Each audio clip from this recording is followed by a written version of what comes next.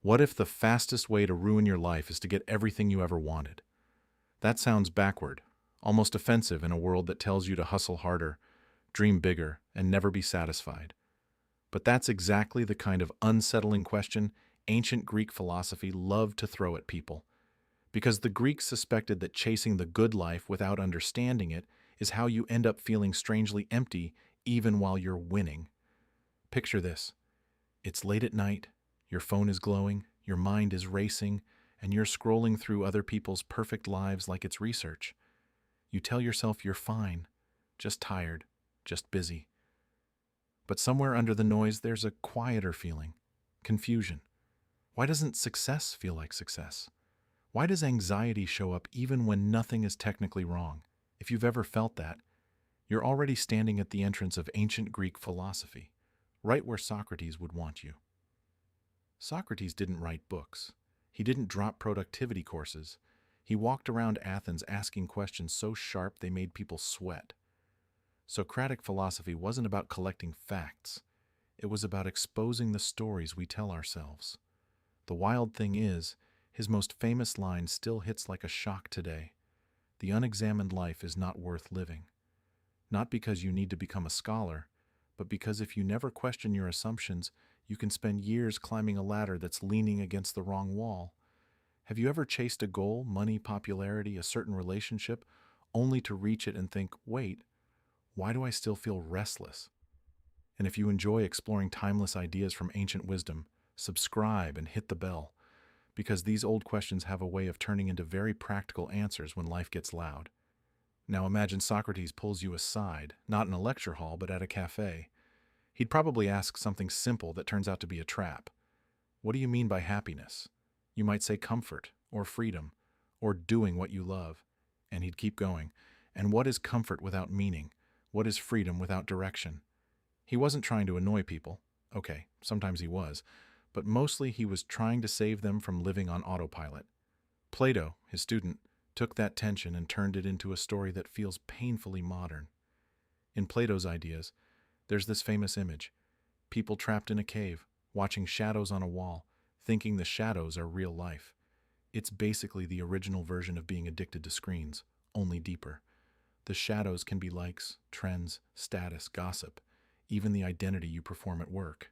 And Plato's question is haunting. What if you're reacting to a projection instead of reality? What if your stress isn't coming from life itself, but from the mental movie you keep replaying about what life is supposed to look like? Let's make it real. You get a text that feels cold. Instantly, your mind writes a whole script. They're mad. I messed up. I'm not enough. You're back in the cave, watching shadows, assumptions, flicker across the wall. Plato would say the path out is painful because it requires you to turn around and face the source of the light, to admit you might be wrong about what you know. Have you ever noticed how the hardest person to argue with is your own mind? Then Aristotle shows up, and he's like the friend who actually helps you build a life instead of just questioning it. Aristotle didn't think happiness was a mood. He thought it was a way of being, not a weekend feeling, but a life you practice into existence. His Greek wisdom is surprisingly simple. You become what you repeatedly do. If your days are filled with panic, distraction, and people-pleasing, you don't just have anxiety. You start to become an anxious life. But if you practice courage, honesty, patience, and self-control, you don't just do virtues. You become someone sturdy. Aristotle also had this idea of the golden mean, which sounds fancy until you realize it's basically, don't live at the extremes. Too much fear and you freeze. Too little fear and you do reckless things. Too much ambition and you burn out. Too little and you rot in comfort. The good life is often hidden in that middle space, where you still care but you're not consumed. Where you still strive, but you don't self-destruct. So here's a question worth sitting with. What extreme are you living in right now? And what would balance look like tomorrow morning? But the Greeks didn't all agree on what makes life good, and that's where things get even more interesting. Epicurus shows up like a misunderstood character in a movie. Everyone thinks he's about wild parties, but he was almost the opposite. Epicurus believed the goal wasn't constant pleasure, but peace. He looked at people exhausting themselves for more and thought, "You're not hungry for luxury, you're hungry for safety, for calm, for a life that doesn't feel like it's always about to fall apart." Epicurus would probably tell you that the best moments aren't the flashy ones, they're the quiet ones. A simple meal, a real friend, a walk where your mind finally unclenches. He'd ask, "Why are you upgrading everything except your ability to be content?" And when you feel that itch, buy this, prove that, become more. He'd challenge you to notice whether it's a real need or a manufactured craving. If you've ever bought something and felt a brief high, then nothing, you've met the problem Epicurus was trying to solve. And then the Stoics enter the story, and the temperature changes. Stoic philosophy isn't about being emotionless.